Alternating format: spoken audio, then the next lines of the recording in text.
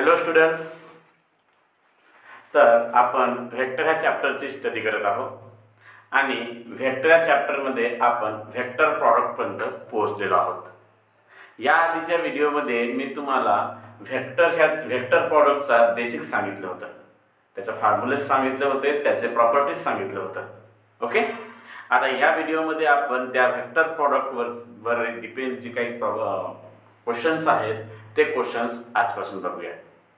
तर exercise number 5.4 चे questions आहेत जे आजपासून स्टार्ट होणार आहेत। तर बघा आजच्या व्हिडिओचा फर्स्ट क्वेश्चन काय आहे। क्वेश्चन असा आहे की if a bar equal to 2i plus 3j minus 4k, b bar equal to I minus 4j plus 2k, then find a bar plus b bar cross a bar minus b bar। म्हणजे तुम्हाला a bar plus b बार आणि a bar minus b बारचा cross product find करायचा आहे। बरं, cross product find करण्याआधी तुम्हाला a bar plus b बार आणि a बार मायनस b बारची माहिती पाहिजे। हे जर माहित असेल तरच तुम्ही त्यांचं क्रॉस प्रॉडक्ट काढू शकतो, अदरवाइज काढू शकत नाही। सो क्वेश्चन मध्ये ऑलरेडी दिलेलंच आहे, a बार इक्वल टू काय दिलेलं आहे 2i plus 3j minus 4k, b bar equal to दिला आहे I minus 4j plus 2k, a bar b bar दिलेला आहे। आता आपण काय फाइंड करणार आधी a bar plus b bar, म्हणजे दोघांची ऍडिशन करावं लागेल। ऍडिशन करायची असेल तर मला a बार ची व्हॅल्यू लिहावं लागेल 2i plus 3j minus 4k plus b बार ची पण व्हॅल्यू लिहावं लागेल I minus 4j plus 2k, बरोबर। आता हे झाल्यानंतर दोघांची ऍडिशन करणार, तुम्हाला मिळेल a बार प्लस b बार। चला करा बरं addition, 2i plus i 3i, 3j minus 4j plus minus minus 3j minus 4j minus j minus पण होईल ना, minus k plus 2k plus k। तर हा तुम्हाला काय मिळेल a bar plus b bar, 2i plus i 3i, 3j minus 4j minus j minus k plus 2k plus k। त्यानंतर तुम्ही काय फाइंड करणार a बार मायनस b बार। कसं फाइंड करणार, a बार ची व्हॅल्यू आताच लिहिली आपण 2i plus 3j minus 4k, minus आहे तर मायनस, b बार ची व्हॅल्यू पण लिहिली आपण I minus 4j plus 2k, बरोबर।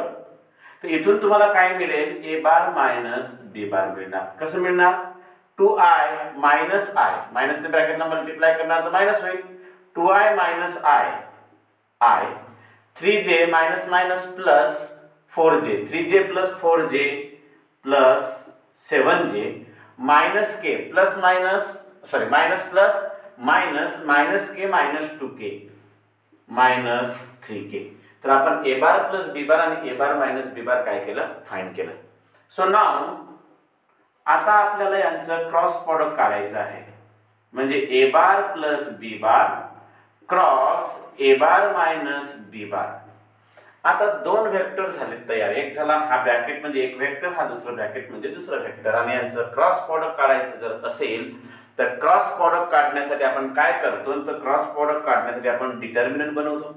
काय बनवतो, डिटर्मिनंट। आणि डिटर्मिनंट मध्ये फर्स्ट रो मध्ये लिहावं लागतोय I J K, काय लिहावं लागतोय I J K। आपण काल याच्या आधीच्या व्हिडिओ मध्ये बघितलं होतं।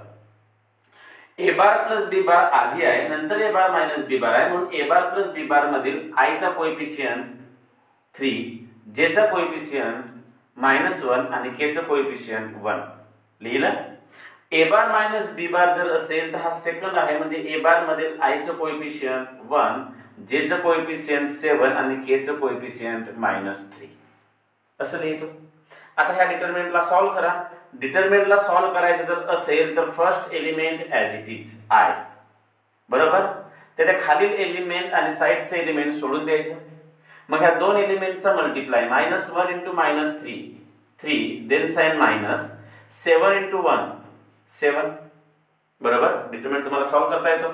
Then sign minus second element j, त्यानंतर त्याच्या खालील आणि साइडचे एलिमेंट सोडून द्यायचं, 3 into -3, 3 into -3 -9, then sign minus 1 into 1 1 होणार प्लस थर्ड एलिमेंट कोण आहे के, त्याच्या खाली आणि साइडचे एलिमेंट सोडून द्या. 7 into 3 21, अरे काय होणार 21, then sign minus 1 into -1. एक मिनिट काय चुकलं काय, 3 into -3 -9 minus 1 into 1 1 बरोबर. then 3 into 7 21 minus 1 into -1 -1 येणार. चला यांना जर कॅल्क्युलेट केलं तुम्हाला मिळेल a bar plus b bar cross a bar minus b बार यांचं क्रॉस प्रोडक्ट कसं मिळतं बघा. 3 - 7 - 4 तर -4i होणार.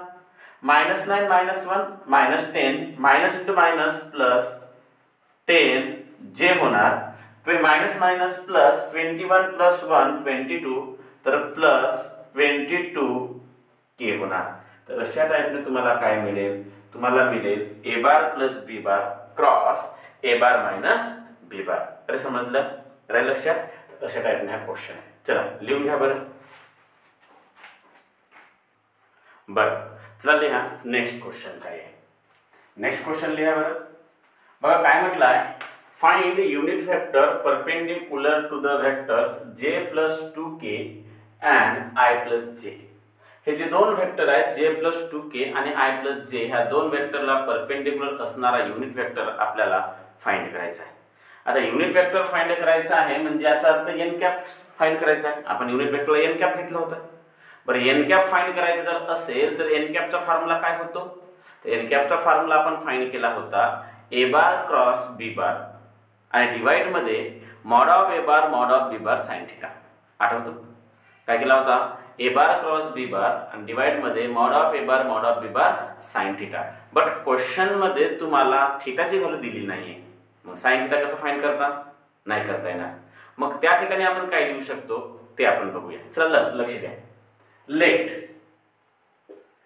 a बार इक्वल टू, समजा मी कन्सिडर करतो a बार म्हणजे फर्स्ट वेक्टर जो आहे j कॅप, काय आहे j cap plus 2k cap and b bar equal to मी समजतो काय आहे i प्लस j.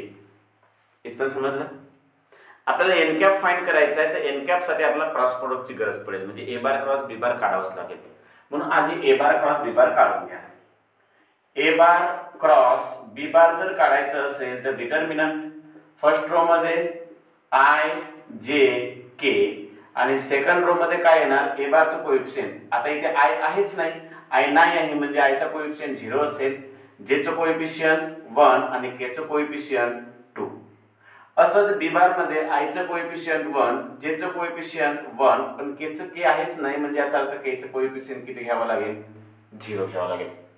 यांना जर सॉल्व केलं तुम्ही तर first element as it is, त्या खाली आणि साइडचे एलिमेंट सोडून द्या. 1 into 0 0 minus 1 into 2 2, then sign minus j, खालील साइडचे एलिमेंट सोडून द्या. 0 into 0 0 minus 1 into 2 2 बरोबर, प्लस थर्ड एलिमेंट k, खालील साइडचे एलिमेंट सोडून द्या. 0 into 1 0 minus 1 into 1 1 येणार. So equal to 0 minus 2 minus 2 minus 2 into I minus 2I, 0 minus 2 minus 2 minus 2 into minus plus 2j आणि 0 minus 1 minus 1 minus 1 into k minus k. ही value कोणाची होणार, a bar cross b बारची होणार. आता आपल्याला काय माहिती पाहिजे, आपल्याला माहिती पाहिजे फाइंड करायचं आहे n कॅप. कसं करतो लक्ष द्या. Let n cap be the unit vector perpendicular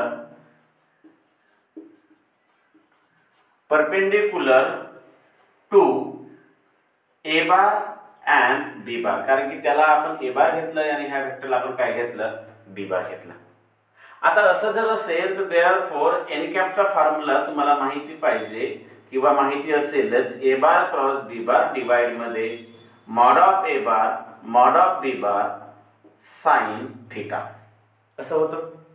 आता मला सांगा तुम्हाला क्वेश्चन मध्ये mod of A bar mod of B bar sine theta, तर mod of A bar mod of B bar कसं तरी काढता येणार, पण साइन थिटा नाही माहिती, क्वेश्चन मध्ये दिलंच नाहीये, आहे की नाही.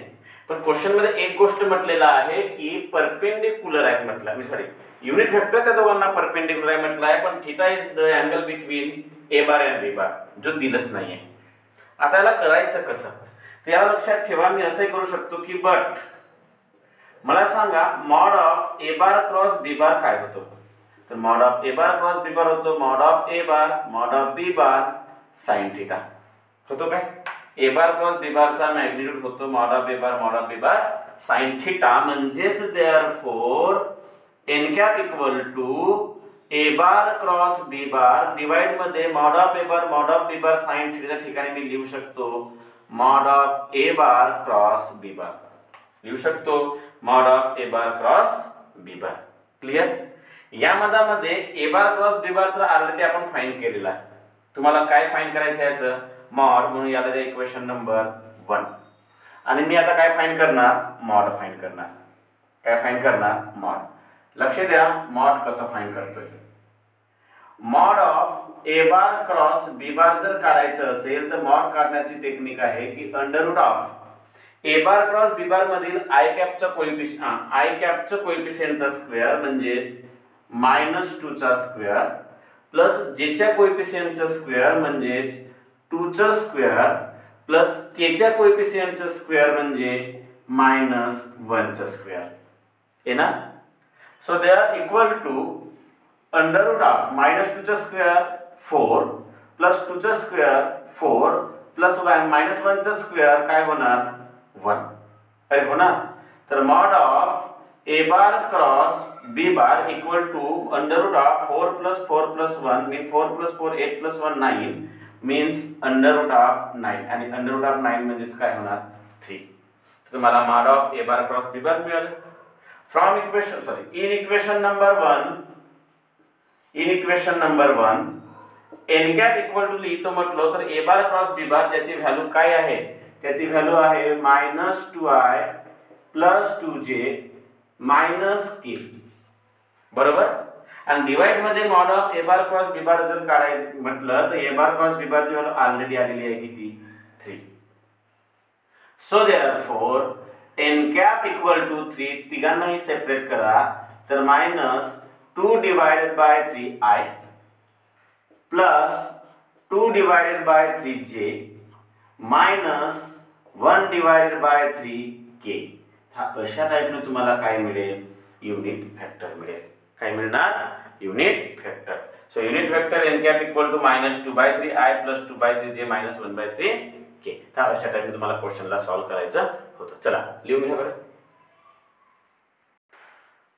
बरं लिहा. नेक्स्ट क्वेश्चन काय आहे. नेक्स्ट क्वेश्चन बघा. If a bar dot b bar equal to √3 and a bar cross b bar equal to 2i plus j plus 2k. a bar dot b bar आणि a bar cross b bar दिलेला आहे. then find the angle between a bar and b bar. तर a bar आणि b bar च्या मध्ये तुम्हाला angle find करायचा आहे. सो लेट कन्सिडर करू आपण let theta be the angle between a bar and b bar. Theta be the angle between a bar and b bar. तर मला सांगा थीटा जर का समजा a bar आणि b bar च्या मधले अँगल जर असेल तर याला वेगवेगळ्या टाइप म्हणजे याला थीटा काढायचं कसं हा लक्ष द्या. बरं थीटा काढण्यासाठी तुम्हाला डॉट प्रॉडक्ट आणि क्रॉस प्रॉडक्ट दोन्ही पण दिलेला आहे. दिलेला आहे. तर मला सांगा a bar dot b bar equal to √3 हा क्वेश्चन मध्ये दिलेलाच आहे. पण मला सांगा ए बार डॉट बी बार ला आणखी कसं लिहिता येईल तिथे थीटा येईल. तर मला सांगा ए बार डॉट बी बार म्हणजे असं होतो काय mod of A bar mod of B bar cos theta. A bar dot B bar ची व्हॅल्यू इक्वल टू काय येणार √3 म्हणजे ए बार डॉट बी बार ची value mod of A bar mod of B bar cos theta equal to काय आहे √3 आहे. बरोबर. त्यानंतर तुम्हाला क्वेश्चन मध्ये दिलेला आहे A bar cross B bar. काय दिलेला आहे A bar cross B bar. बरं, A bar cross B bar equal to तुम्हाला दिलेला आहे 2i प्लस जे प्लस 2k. 2i प्लस जे प्लस 2k दिलेला आहे. आता मी काय करतो, मी याचा मॅग्निट्यूड फाइंड करतो. म्हणजे mod of A bar cross B bar. Magnitude find जर केलो तर अंडर रूट ऑफ. बरं, मी का बरं मॅग्निट्यूड फाइंड करतो, कारण की जिथपर्यंत मॅग्निट्यूड फाइंड करणार नाही तिथपर्यंत मला साइन थीटा मिळणार नाही. कारण की मॅग्निट्यूडचा म्हणजे mod of A bar cross B बारचा फॉर्म्युला होतो mod of A bar mod of B bar sine theta. आणि जर मी फक्त ए बार क्रॉस बी बार जर लिहिलो असतो ते युनिट वेक्टर पण म्हणजे एन कॅप पण आलं असतं त्या फॉर्म्युल्यामध्ये आणि तो आपल्याला त्रासदायक झालं असतं. म्हणून आपण याचं काय काढायचं, मॅग्निट्यूड. म्हणजे मॅग्निट्यूड जर काढलं तर याला एन युनिट वेक्टरची गरज पडणार नाही, म्हणजे युनिट वेक्टर येणार नाही. बरोबर. चला, तर मला सांगा mod of A bar cross B bar म्हटलं तर काय येणार, आय चा कोएफिशियंट 2 त्याचा स्क्वेअर प्लस जे चा कोएफिशियंट 1 चा स्क्वेअर प्लस के चा कोएफिशियंट 2 चा स्क्वेअर. पर्यंत इक्वेशन नंबर 1 देऊन ठेवा. Equal to under root of 2 चा स्क्वेअर 4 1 चा स्क्वेअर 1 प्लस 2 चा square 4. So mod of A bar cross B bar equal to under root of काय मिळणार 9 आणि अंडर रूट ऑफ 9 काय होणार 3 होणार. आता अंडर रूट ऑफ 9 जर 3 जर झालं तर मला सांगा mod of A bar cross B bar काय होतो. Mod of A bar cross B bar याच्या आधीच्याच क्वेश्चन मध्ये सांगितलं mod of A bar cross B bar होतो mod of A bar mod of B bar sine theta. Mod of A bar cross B bar काय होतो mod of A bar mod of B bar sine theta. याच्या equal 3 आहे म्हणजे याचा अर्थ याच्या पण इक्वल काय असेल 3 घ्यावं लागेल. इक्वेशन नंबर 2 समजलं काय. याची व्हॅल्यू 3 आहे पण हा म्हणजेच कोण होतो mod of A bar sine theta equal to काय होणार 3. इथपर्यंत क्लिअर झालं. आता मला काय फाइंड करायचं आहे तर मला फाइंड करायचं आहे थीटा. थीटा फाइंड करायचं असेल तर इक्वेशन नंबर 1 आणि इक्वेशन नंबर 2 मध्ये जर बघितलं तर इथे mod of A bar mod of B bar mod of A bar mod of B bar same आहे म्हणजे कॅन्सल होऊ शकतो. म्हणून मी काय करतो equation number 2 divide equation number 1. म्हणजे इक्वेशन नंबर 2 ला इक्वेशन नंबर 1 ने डिवाइड करा. असं जर केलं तर इक्वेशन नंबर 2 ची left hand side mod of A bar mod of B bar sine theta divide मध्ये इक्वेशन नंबर 1 ची left hand side mod of A bar mod of B bar cos theta. बरोबर. Equal to equation number 2 ची right hand side 3 divide मध्ये equation number 1 ची right hand side under root 3. एक पण समजलं. आता मला सांगा mod of A bar mod of B bar mod of A bar mod of B bar cancel होणार. मग इथे काय राहणार sine theta divided by cos theta. Sine theta divide by cos theta तुम्हाला माहित आहे काय होणार tan theta equal to 3 divide by under root 3 जर करायचं असेल तर 3 डिवाइड बाय अंडर रूट 3 काय होतो हा होणार under root 3. 3 divide by under root 3 under root 3 होतो. आता मला सांगा tan theta equal to under root 3 tan कितीची व्हॅल्यू असते तर tan 60 डिग्रीची व्हॅल्यू असते. अंडर रूट 3 कशी व्हॅल्यू आहे tan 60 डिग्री म्हणजेच देअरफॉर थीटाची व्हॅल्यू किती होणार 60 डिग्री. थीटाची व्हॅल्यू किती होणार 60 डिग्री. तर जेव्हा डॉट प्रॉडक्ट आणि क्रॉस प्रॉडक्ट दिलं होतं आणि त्यांच्यामधलं जर आपण अँगल फाइंड केलं तर ते मिळालं आपल्याला थीटा इक्वल टू किती 60 डिग्री. समजलं. चला लिहून घ्या बरं. बरं लिहा. नेक्स्ट क्वेश्चन काय आहे. नेक्स्ट क्वेश्चन असा आहे की if A bar equal to 2i plus J minus 3k B bar equal to i minus 2j plus k find a vector of a magnitude 5 perpendicular to both a bar and b bar. म्हणजेच a बार आणि b बार दोन vector दिलेला आहेत आणि दोन वेक्टरला perpendicular vector जो आहे त्याचा मॅग्निट्यूड 5 ने मल्टिप्लाय करून तुम्हाला तो वेक्टर फाइंड करायचा आहे. व्हेरी सिंपल आहे. ए बार आणि बी बार जो दोन वेक्टर आहे त्या दोन वेक्टरला जर परपेंडिक्युलर वेक्टर जर कोणी असेल तर तो असतो त्याचा युनिट वेक्टर. म्हणजे आधी युनिट वेक्टर काढायचा आणि त्या युनिट वेक्टरला 5 ने मल्टिप्लाय करायचा कारण का मॅग्निट्यूड 5 टाइम्स तुम्हाला काढायचा आहे म्हणून त्याला 5 ने काय करायचं मल्टिप्लाय. 5 ने मल्टिप्लाय केल्याच्या नंतर जो वेक्टर मिळेल तोच होईल तुमचा मॅग्निट्यूड 5 असणारा वेक्टर. क्लियर. बघा कसं काढतोय. गिवन क्वेश्चन दिलेच आहे. गिवन दॅट काय दिलेलं आहे A bar equal to 2i plus J minus 3k आणि B bar equal to i minus 2j sorry एक काय होणार i minus 2j plus k i minus 2j plus k असं दोन वेक्टर दिलेलं आहे. आधी काय काढायचं म्हटलं मी युनिट वेक्टर. आता युनिट वेक्टर जर काढायचं असेल तर युनिट वेक्टर साठी क्वेश्चन मध्ये तुम्हाला काय माहिती पाहिजे तर युनिट वेक्टर साठी तुम्हाला क्वेश्चन मध्ये ए बार क्रॉस बी बार माहिती पाहिजे आणि त्याचा मॅग्निट्यूड माहिती पाहिजे. या आधीच्या एका क्वेश्चन मध्ये आपण युनिट वेक्टर काढला आहे तिथे केलेलं आहे. आपण डायरेक्ट फॉर्म्युला यूज करणार तसंच. मग तसं जर पाहिजे असेल तर तुम्हाला आधी ए बार क्रॉस बी बार काढावं लागेल. काय करावं लागेल ए बार क्रॉस बी बार.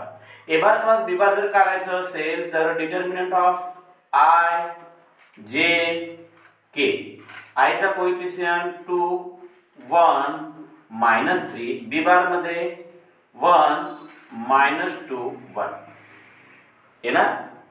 यामध्ये आय ॲज इट इज खालील साइडचे एलिमेंट सोडून द्यायचं 1 × 1 1 -2 × -3 6 minus plus 2 × 3 6 minus j into खालील साइडचे एलिमेंट सोडून द्यायचं 2 × 1 2 माइनस 1 × -3 होणार प्लस थर्ड एलिमेंट k खालील साइडचे एलिमेंट सोडून द्यायचं 2 × -2 -4 2 × -2 -4 माइनस 1 × 1 1 अरे ना. So equal to 1 minus 6 minus 5 minus 5 into I minus 5I minus plus 2 plus 3 5 हा minus आहेच minus 5j minus 1 minus 4 minus 1 minus 5 into k minus 5k बरोबर. So a bar cross b bar equal to तुम्हाला काय मिळेल ए bar cross B बार तुम्हाला मिळालेला आहे A bar cross B bar equal to -5i -5j -5k मिळालं. बरं त्यानंतर याचं काढायचं magnitude mod of A bar cross B bar.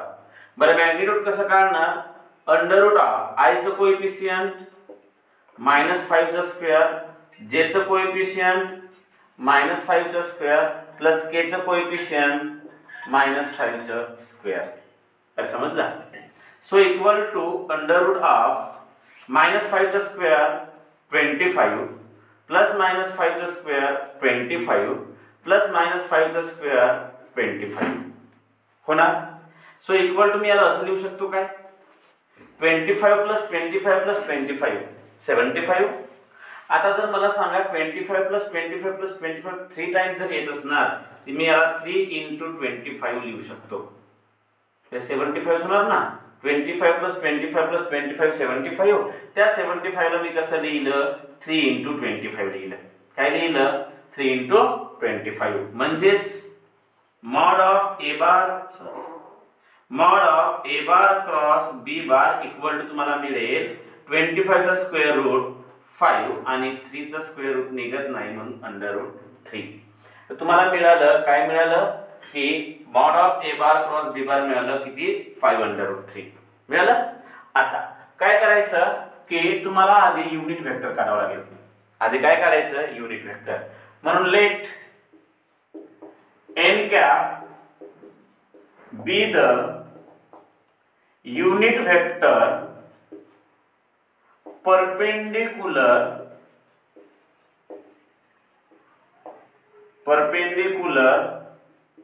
to a bar and b bar. n cap be the unit vector perpendicular to a bar and b bar. So therefore n cap equal to काय formula होणार a bar cross b bar divide मध्ये mod of a bar cross b bar.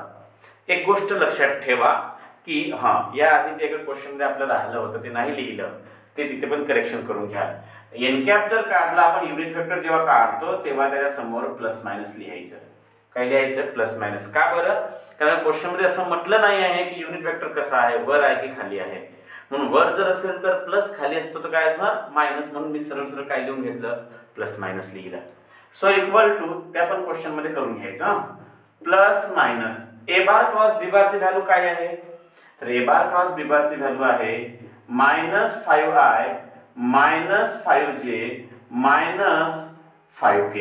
काय आहे -5i -5j -5k आणि divide मध्ये A bar cross B बार चं mod काय आहे 5√3. इथे काय येणार 5√3. काय समजलं? मग मला सांगा प्लस मायनस तर आहेच, यामधून कोण कॉमन निघतो, यामधून -5 कॉमन निघू शकतो किंवा 5 कॉमन निघतो. 5 जर कॉमन जर काढलं तर इथे काय राहणार -i -j -k. कॉमन काय काढलं 5 आणि याच्या डिवाइड मध्ये काय आहे 5√3. 5 आणि 5 काय होणार कॅन्सल होणार. तर मला सांगा n कॅप इक्वल टू तुम्हाला मिळणार plus minus -i -j -k आणि डिवाइड मध्ये काय उरणार √3. पण ही व्हॅल्यू झाली एका युनिट वेक्टरची. तुम्हाला क्वेश्चन मध्ये असं म्हटलं आहे की मॅग्निट्यूड किती पाहिजे आहे 5. म्हणजे तुम्हाला 5 मॅग्निट्यूड असणारा युनिट वेक्टर फाइंड करायचा आहे. म्हणून देअरफॉर वेक्टर ऑफ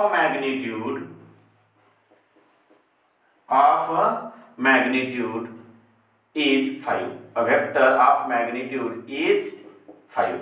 आता 5 असणारा मॅग्निट्यूड असणारा वेक्टर कसं फाइंड करायचं, व्हेरी सिंपल. इक्वल टू, आता युनिट वेक्टर नाही लिहायचं, एन कॅप नाही लिहायचं. काय बरं एन कॅप तेव्हा होतो त्याचा मॅग्निट्यूड 1 असतो. हा एन कॅप त्याचा मॅग्निट्यूड 1 आहे. आपल्याला काय पाहिजे आहे, आपल्याला पाहिजे आहे की वेक्टर ऑफ मॅग्निट्यूड 5 असणारा मॅग्निट्यूड पाहिजे असेल तर काय करायचं, ह्या एक मॅग्निट्यूड असणाऱ्या वेक्टरला 5 ने मल्टिप्लाय करायचं, म्हणजे तुम्हाला मिळेल 5 असणारा मॅग्निट्यूड चा वेक्टर.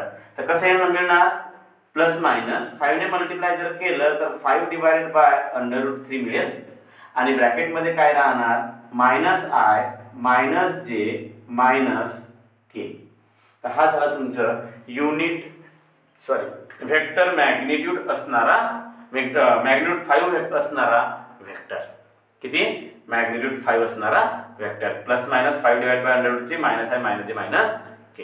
समजलं? चला लिहून घ्या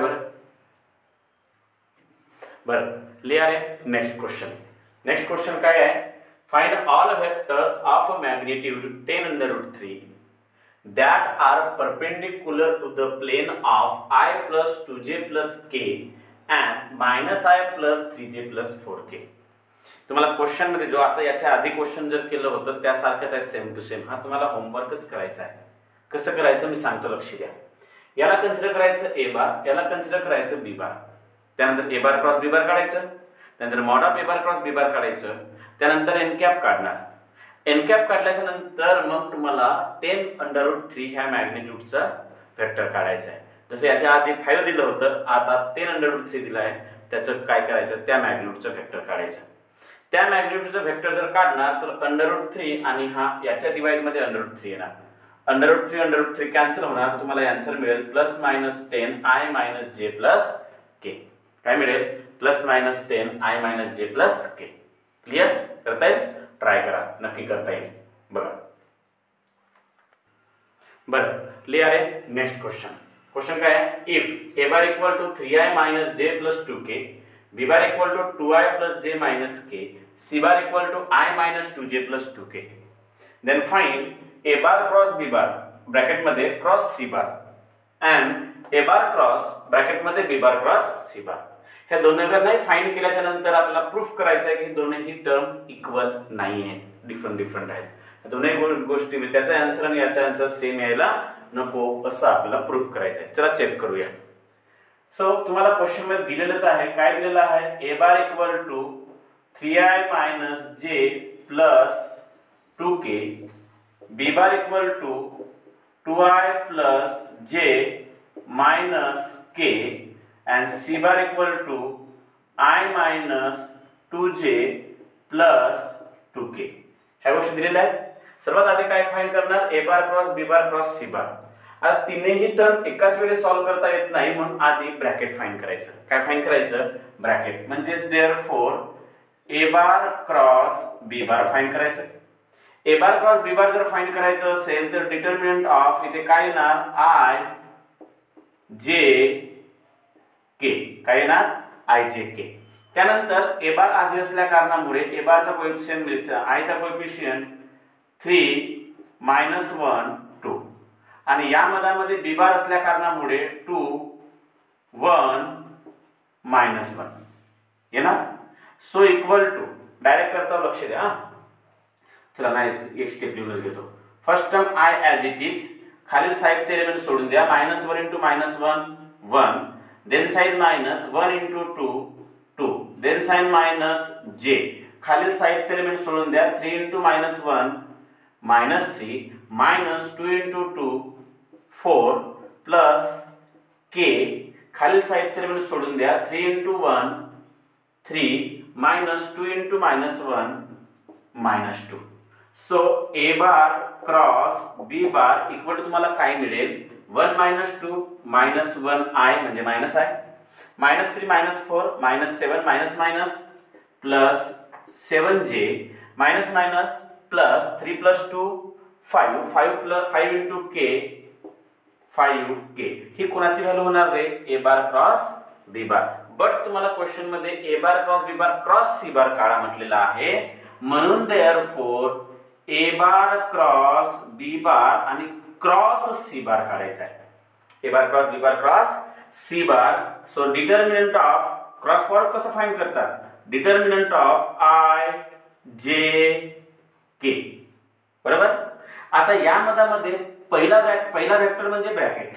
पहिला वेक्टर म्हणजे ब्रॅकेट. तर ब्रॅकेट मध्ये आय चा कोएफिशियंट -1, जे चा कोएफिशियंट 7, के चा कोएफिशियंट 5. हे ह्या ब्रॅकेटचं कोएफिशियंट वेक्टर्स. क्रॉस सी बार, दुसरा वेक्टर सी बार आहे तर सी बार मधलं कोएफिशियंट लिहा. आय चं कोएफिशियंट 1, जे चं कोएफिशियंट -2 आणि के चं कोएफिशियंट 2. कळलं काय? समजलं? तर आय चं कोएफिशियंट -1, जे चं कोएफिशियंट -2 आणि के चं कोएफिशियंट 2. चला यांचं डिटर्मिनंट सॉल्व्ह करा. आय कॅप, खालील साइडचे एलिमेंट सोडून द्या. 7 * 2 14, -2 * 5 -10, देन साइन माइनस जे, खालील साइडचे एलिमेंट सोडून द्या. -1 * 2 -2 -1 * 5 5 प्लस के, खालील साइडचे एलिमेंट सोडून द्या. -1 - 2 2 -1 * 7 7. तर तुम्हाला इथे काय मिळणार मुलांनो? A bar cross B bar cross C bar. काय मिळणार? किती मिळणार? मायनस प्लस 14 + 10 24 आय, -2 - 5 -7 प्लस 7 जे आणि 2 - 7 -5 प्लस -5 के. याला द्या इक्वेशन नंबर 1. म्हणजे हा तुम्हाला मिळालेला आहे. बरोबर. आता तुम्हाला काय फाइंड करायचं आहे? Second term. Second term find करायची आहे. कसं करणार? बरोबर लक्ष द्या. कसं करायचं आहे? सेकंड टर्म फाइंड करायची जर असेल तर सेकंड टर्म फाइंड करण्यासाठी सेकंड टर्म मध्ये बघा तुम्हाला काय फाइंड करायचं आहे? A bar cross B bar cross C बार.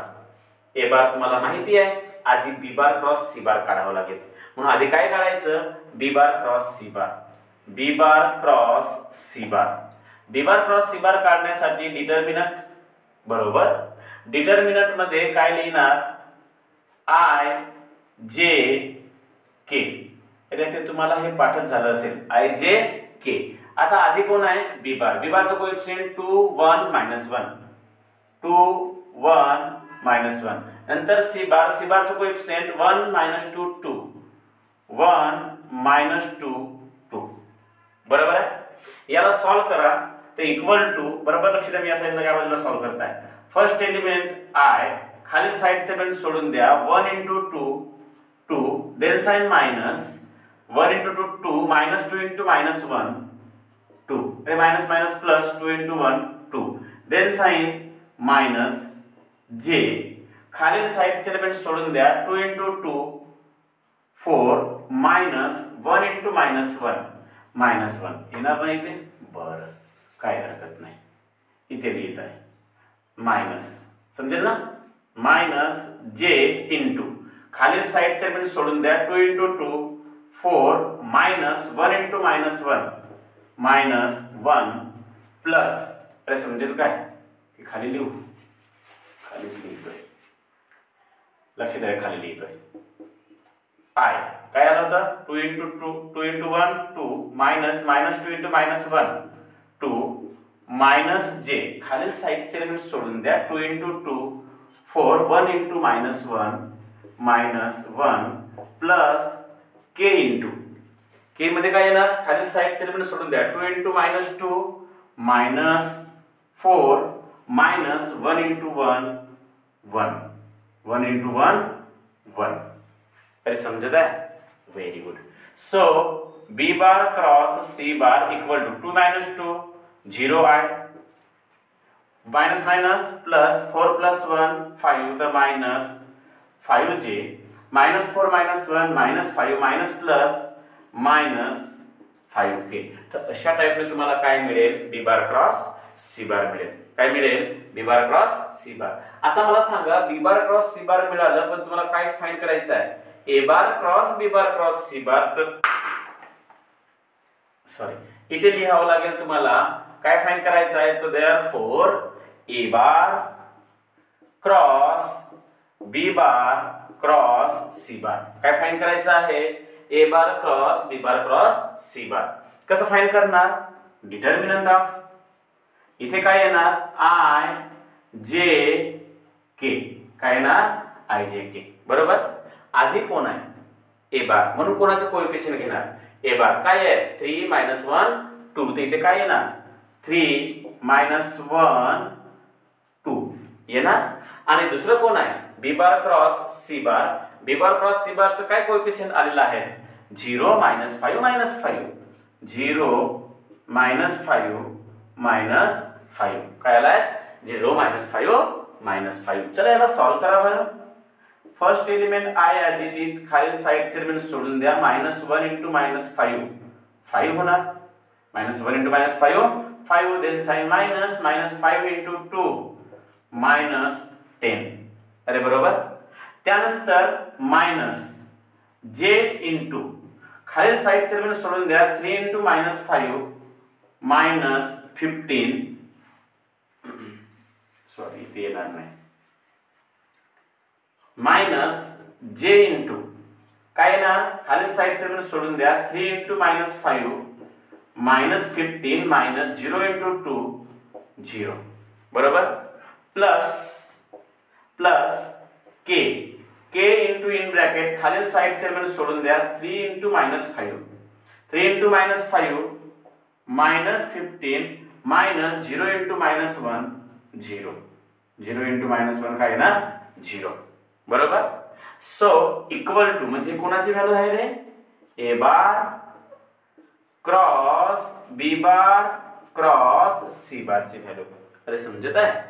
यामध्ये तुम्हाला minus minus plus 5 plus 10 15 I minus 15 minus 0 minus 15 minus minus plus 15 J minus 15 minus 0 minus 15 minus plus minus 15 K, याला दे इक्वेशन नंबर 2, समजलं।